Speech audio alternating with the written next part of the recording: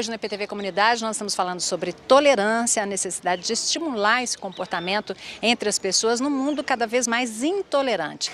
Você, se quiser participar, mande sua pergunta, os telefones das nossas redações ficam a todo momento aí na sua tela. Você, se quiser, pode também participar pela internet, mande sua pergunta aqui pra gente. Nós estamos aqui no Centro de Convivência em Campinas, um espaço que todo sábado e domingo tem essa feira livre, feirinha de artesanato, tem as barracas de comidas típicas que ainda estão sendo montadas, né? Porque ainda está um pouquinho cedo, o pessoal está chegando aos pouquinhos, mas é um espaço muito gostoso de convivência.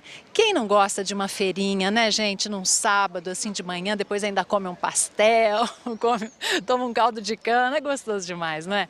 Bom, e olha, a gente agora vai falar um pouquinho de um assunto que é a intolerância nas redes sociais. Como elas se manifestam? Vamos ver? Um dos vídeos mais compartilhados na internet rendeu muitas discussões nos últimos dias. O beijo das atrizes Fernanda Montenegro e Natália Timber na novela Babilônia ganhou grande repercussão nas redes sociais e muitos comentários homofóbicos.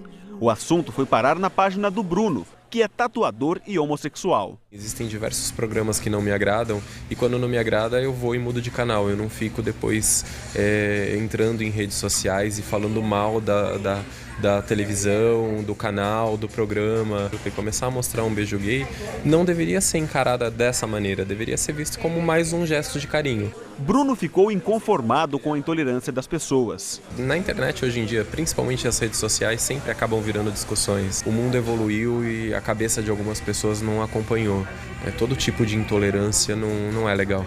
E um dos principais motivos para esse crescimento da intolerância na internet é a facilidade de se manter no anonimato. Como não está cara a cara, né? A outra pessoa não vai dar a resposta na hora, então normalmente a pessoa escreve o que quer, depois acaba escutando o que não quer. A conversa esquenta, pega fogo e vai longe, principalmente quando as outras pessoas passam a participar, opinar e compartilhar. A intimidação vexatória na internet também é chamada de cyberbullying.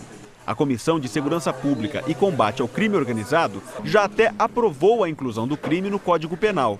A preocupação aumenta com o crescimento das polêmicas a cada dia nas redes sociais. Você tem discussões, brigas, separações e casos até mais graves. Normalmente, esses crimes são cometidos por menores de idade, são pessoas de menos responsabilidade. E nesses casos, os pais são responsáveis por eles, eles têm que controlar um pouco o acesso dos filhos nos meios eletrônicos. Além do preconceito ao homossexualismo, o futebol também provoca grandes discussões. O seu time perdeu, meu time é melhor que o seu, eu não falo com você por causa do seu time. Isso tudo ocorre, porque a pessoa às vezes está fazendo uma brincadeira, mas a outra que está lendo, ela não está brincando, ela está levando a sério. O texto é o mesmo, mas a forma de interpretar depende de quem está lendo. É futebol, é política, é religião, é a questão do gênero, né? Essa reportagem levantou aí duas questões, né? A manifestação pelas redes sociais e também o preconceito de gênero. Sobre as redes sociais, as pessoas se escondem, né? E aí elas ficam intolerantes justamente um pouco também em função disso, não é, Estela? As redes sociais elas têm dado um bom exemplo para a gente da manifestação de intolerância no mundo contemporâneo, né? Tem um estudo que foi feito há pouco tempo que identificou que o Facebook tem se comportado como uma verdadeira rede do ódio, né? Foi utilizada essa expressão. Só que esses crimes de ódio eles não são aleatórios, foi identificado nesse estudo 3 grupos que são os principais alvos dessas práticas de intolerância, né? Que seriam os militantes engajados em questões como direitos humanos, movimentos sociais, de certo modo associados a uma esquerda, né? Mulheres e trans-homossexuais, ou seja, aquelas subjetividades que a gente poderia chamar de subjetividades inventivas, que estão desafiando as identidades de gênero e os padrões estabelecidos, né? E jovens da periferia também são alvos de práticas de intolerância. A questão do gênero e da transhomofobia, né, ela é muito importante de chamar atenção porque as estatísticas são estatísticas de guerra, né? No caso das mulheres, a violência que elas são vítimas ainda de cada 5 mulheres, 3 já foram vítimas de violência, veja só. E dessas que foram vítimas de violência, 48% delas foi vítimas nas suas casas, né? Então a casa para a mulher hoje é um dos espaços mais inseguros dela estar, porque são dentro das relações afetivas que essa violência contra as mulheres mais vem se dando, né? No caso do movimento transhomofóbico, né, dos transexuais e dos homossexuais, a estatística é ainda pior, né, porque ainda nem sequer é considerado crime, né, está ainda sendo elaborado essa concepção legal, né, de que trata-se de um crime também. Então, o Brasil ele é campeão mundial de intolerância transhomofóbica, né, de todos os casos de assassinatos de gays no mundo, 40% ocorreram no Brasil nos últimos anos, né, 2013 e 2014. Um caminho para reverter isso seria a legislação, uma legislação diferente? Penso que não só. Eu acho que o cumprimento e a criação de leis que compreenda a diferença entre gênero e sexo e que respeite que o gênero é uma identidade socialmente construída e não é determinada pelo sexo biológico com o qual nós nascemos, né, é importante. Mas é necessário também a formação do cidadão, desde das crianças nas escolas, para o entendimento dessa variedade de gênero que existe, de identidades. Agora, Bárbara, quando a gente fala também em rede social, as pessoas até, a gente brinca, né, que Freud explica, né, a rede social.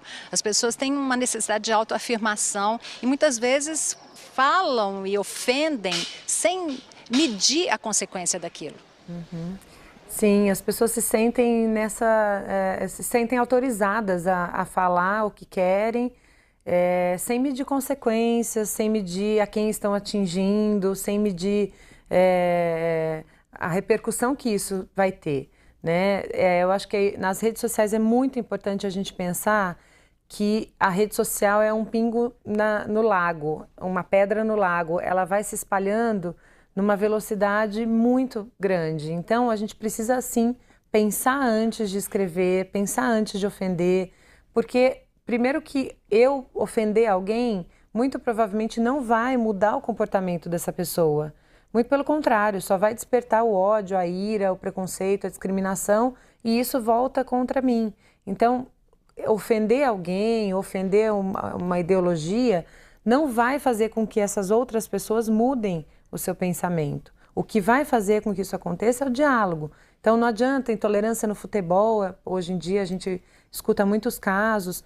É importante que a gente entenda que uma coisa é eu falar a minha opinião, outra coisa é eu ofender o próximo, eu ofender a outra pessoa com essa imposição da minha vontade ou da minha verdade. Então a gente precisa tomar muito cuidado nas redes sociais. Isso causa, inclusive, o cyberbullying causou vários casos, por exemplo, de suicídio entre jovens. Então é muito séria essa questão. Ok, Bárbara, obrigada. A gente vai agora para mais um intervalo. O IPTV Comunidade volta já já.